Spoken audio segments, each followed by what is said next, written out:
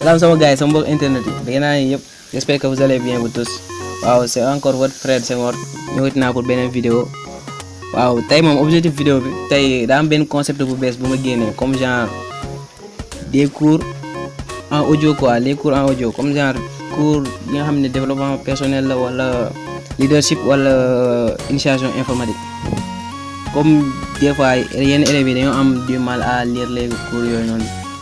dañ koy def comme genre sous forme audio comme ça mu nga toll fu la neex nga toog takk say écouteur di ko déglu normalement di jël di acquérir ay notions yu bees léegi benn concept la léegi fii ak chaque 2 jours léegi damay dugal beneen vidéo comme ça ngeen mën a assimiler yenn cours yi comme leadership bi chaque 2 jours ma dugal beneen kii séquence comme ça mu gën a mën a améliorer yenn kii cours yi. De ce fait en vous abonnant dina am chaque 2 jours comme ça chronologie bi ma wax chaque 2 jours day am vidéo buy dugg comme ça vidéo bu ma dugal rek chaque 2 jours dañ leen envoyer notification bu lay wone vidéo bi dugal.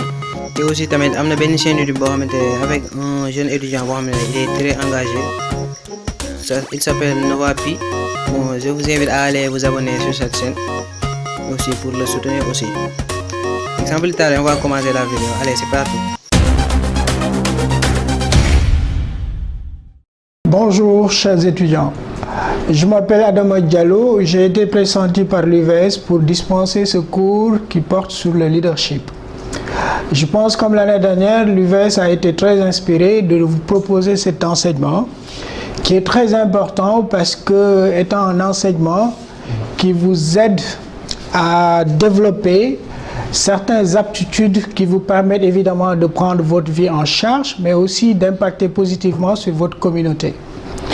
Je sais que vous avez commencé par un exercice qu'on vous avait donné la dernière fois, que vous avez eu à faire avec votre animateur. L'objectif de cet exercice, c'était d'arriver à avoir une définition consensuelle sur le leadership. Mais vous avez dû vous rendre compte que ce n'est pas facile parce qu'il est difficile d'avoir une définition, disons, consensuelle sur des concepts aussi importants que ce concept de leadership. Mais nous avons par ailleurs besoin quand même d'avoir une définition, disons, harmonisée pour que l'on puisse se comprendre et quand on parle de leadership, qu'on sache exactement à quoi nous faisons allusion. C'est pourquoi, sans remettre en question l'importance ou en tout cas la qualité des définitions que vous avez eu à donner, j'ai tenu en tant que formateur donc de vous proposer une définition du leadership et qu'on partagera ensemble et que vous pourrez évidemment vous rendre compte que c'est une définition qui englobe en tout cas certainement vos préoccupations concernant ce concept. Qu'est-ce que je vous propose comme définition? Qu'est-ce que c'est le leadership en soi? Donc le leadership pour moi est un type d'influence interpersonnelle laquelle un individu amène un autre individu ou un groupe à s'acquitter volontairement d'une tâche qu'il voudrait mener à bien. Qu'est-ce qui est important dans cette définition? C'est déjà ce concept d'influence, ce mot influence.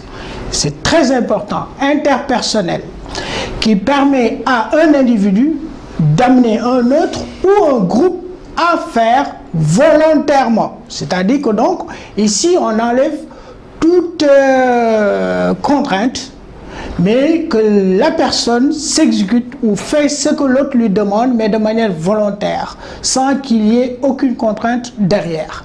Et pourquoi donc il devrait s'acquitter volontairement de cette tâche? C'est parce qu'il a fini d'être convaincu par ce meneur que effectivement il lui faut aller dans le sens souhaité par cette personne qui incarne le leadership.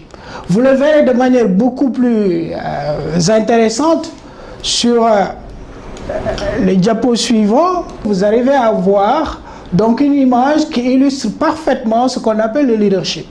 Qu'est-ce que vous voyez sur cette image? Vous voyez une personne qui est debout sur une flèche, mais que cette flèche est soutenue par un groupe de personnes. Mais justement, pourquoi ces gens qui soutiennent ce leader sur cette flèche le font? Pourquoi? Et justement parce qu'ils considèrent que celui qui est sur la flèche est le leader. Et ce leader justement a une vision, a quelque chose qu'il a fini de partager avec ce groupe pour les convaincre qu'il est la personne idéale qui est en mesure de les mener vers l'atteinte de de leurs objectifs. Et il a fini donc de convaincre toutes ces personnes, jusqu'à ces personnes décident justement d'en faire leur leader et de le porter vers l'atteinte de ces résultats. Comment se matérialise justement le leadership? Le leadership se matérialise justement par un comportement, c'est-à-dire que le leader, la personne qui incarne le leadership, doit avoir un comportement qui se manifeste par l'action. C'est-à-dire que ce n'est pas quelqu'un juste qui parle, mais c'est quelqu'un qui est dans l'action. C'est-à-dire la manière d'influencer les gens, il le fait aussi par l'action au-delà de la parole. Mais cette personne qui a fini de convaincre ses collaborateurs à le considérer comme un leader, de fait, incarne un pouvoir. Et ce pouvoir, c'est un pouvoir qu'il détient par l'entremise justement de l'acceptation de ces populations, ou en tout cas de ce groupe, par rapport à sa personne. Et c'est ce pouvoir qui lui permet d'avoir une influence, évidemment, intéressante sur les différents membres de ces communautés, ou en tout cas de ses collaborateurs.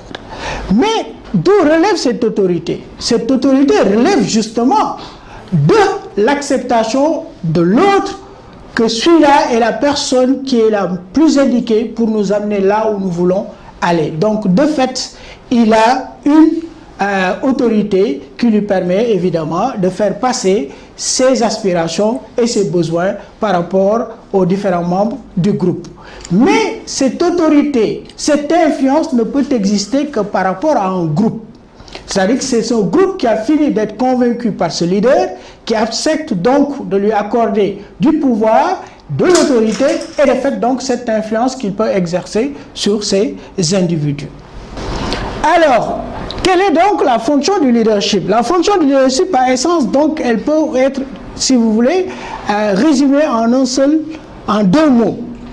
L'influence, le faire faire, c'est-à-dire que vous amenez des gens à faire ce que vous voulez qu'ils fassent de manière volontaire, sans contrainte, mais aussi il faut que vous arriviez à vendre votre vision, votre projet, de telle sorte que tous les membres de cette communauté, de votre collaborateur, puissent eux-mêmes s'impliquer par le partage.